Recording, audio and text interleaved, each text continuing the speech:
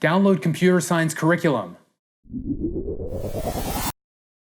P equals NP. Hello world, it's Siraj, and I'm going to show you how to learn any subject as fast as possible. There are 10 techniques I'll share with you, the same ones I use in my own life. For context, I used to study computer science at Columbia University as an undergraduate, but I found the traditional learning process to be incredibly boring and inefficient.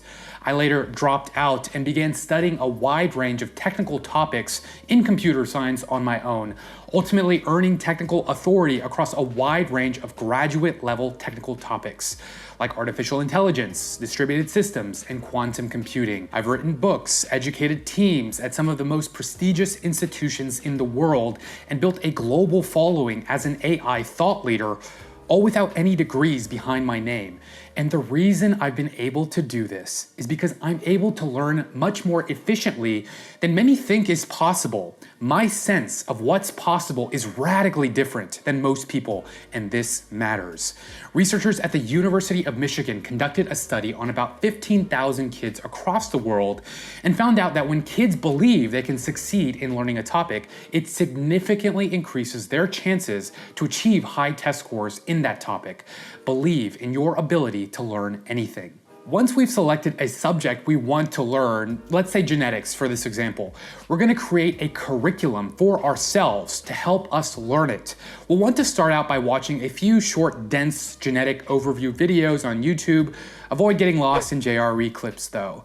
To help us understand the larger picture and further map out this subject mentally, a major question then is, how do we decide on the order of topics to learn? Luckily for us, there exist many curriculums on just about every topic out there on the internet. We just have to search for them. We can Google the term genetics course syllabus, then open up a few course pages from various universities. We'll scroll down each of these curriculums, analyzing the order of topics that each of them has. After looking at several, we'll begin to develop a generalized concept of what a genetics curriculum looks like. We'll have synthesized the orderings from each course in our minds. And to aid this process even more, let's see how genetics fits into the larger field of biology by searching for biology curriculums for undergraduates. MIT has a pretty nice one here. We can see that the prerequisites are Intro to Biology and Organic Chemistry, which we'll need to study as well. Then in a separate Google Doc, we'll write down the order of topics as we see fit. The most common topics will be the ones we'll use. It's also helpful to search for expert opinions on the order of topics to study for a particular subject. Sometimes that is or isn't available. It really depends on the subject. In terms of timeline, I found that anywhere from 2 to 3 months is enough to develop an intuition around any topic. Of course, it depends on how much personal time you have available to learn, but 2 hours a day is a good rule of thumb. Inside of this curriculum, we'll also want to write out our learning goals. The reason we want to do this is because this is how we remain motivated. We can surround ourselves with motivational quotes and posters all we want, but over the long term, studies suggest this doesn't actually sustain motivation. Instead, we are focusing on implementation intention. This is a specific plan we've made for executing our goal. Say for studying 1 hour starting every day after watching Black Mirror on repeat, or completing 3 video lectures per day. Being precise about what we'll do and when to learn something has a significant impact on whether or not we'll actually achieve it, and several psychology studies point to this. For each week, we'll add a variety of resources, including video lectures, study guides, and problem sets taken from disparate sources from across the web. This is so that we are including both passive learning via videos and study guides, as well as active learning in the form of problem sets. Select the topics that consistently show up in different curriculums. Remember the Pareto principle. 20% of our activities will account for 80% of our results. For example, classical mechanics has a lot of theory, but we can safely say Newton's 3 laws act as the basis for much of the rest of the theory. After we've created our curriculum, which will take 1 or 2 full days to create, we are ready to start learning. Let's now focus on what a full learning session looks like, no matter how much time we've allotted for it.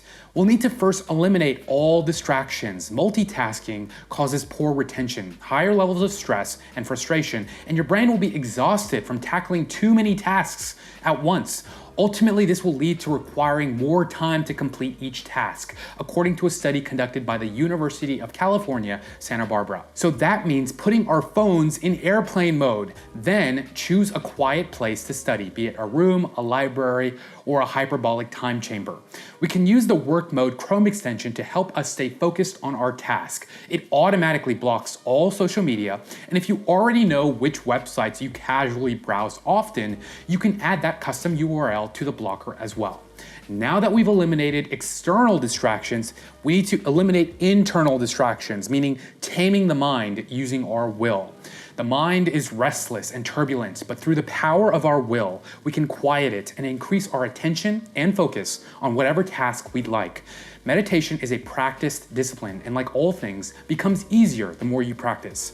I meditate for at least 10 minutes every morning, but find I'm able to focus even more intensely if I do 30 minutes, and this is backed by countless studies. After meditating, we'll have eliminated distractions, both internal and external, and we're ready to start processing information.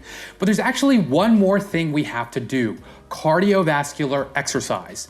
A recent study from McGill University found out that a single 15-minute bout of exercise optimizes brain connectivity and efficiency for long-term memory consolidation of the task.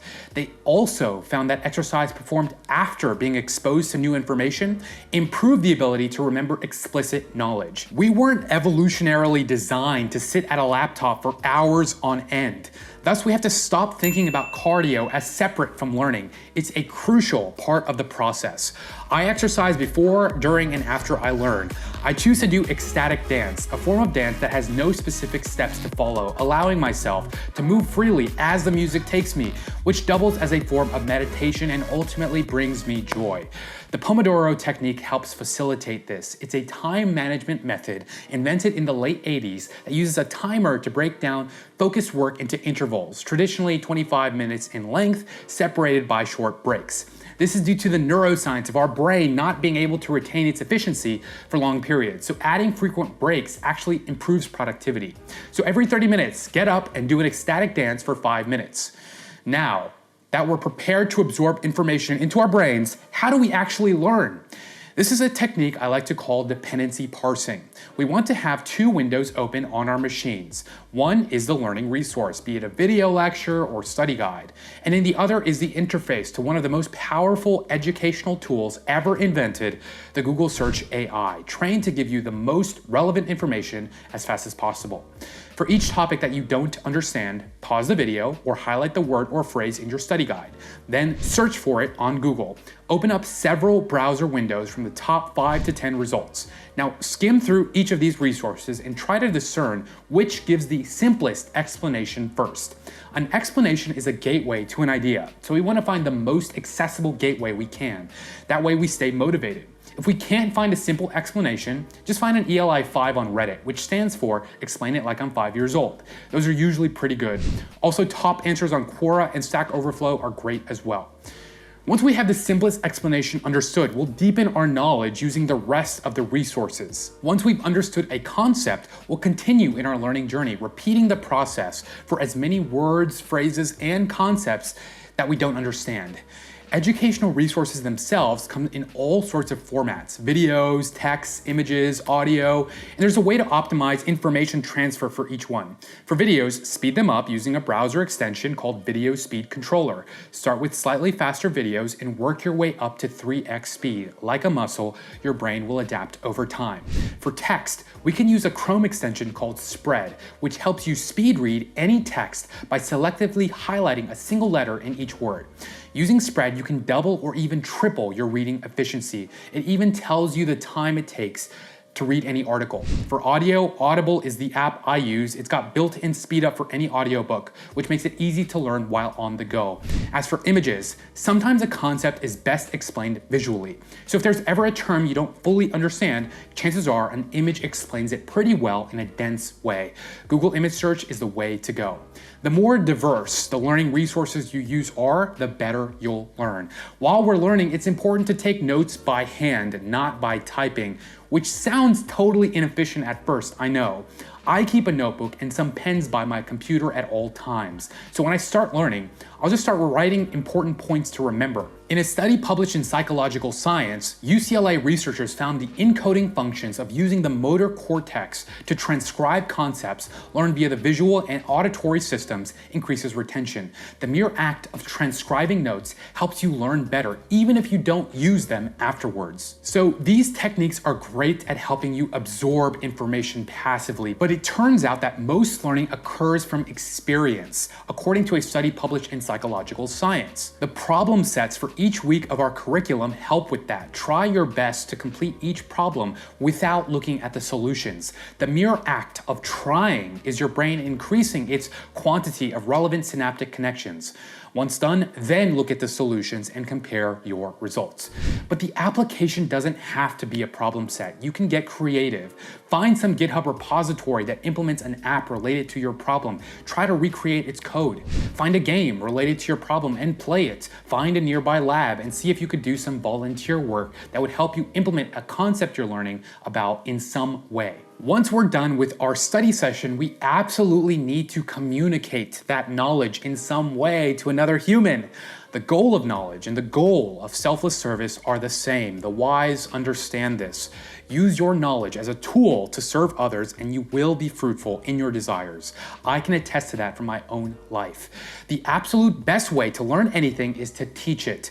Learning to educate is the fastest way to truly learn a concept. You'll be held accountable by other humans on your knowledge. An easy way to do this is to explain it out loud to yourself. I do this sometimes, just to see how well I can explain it.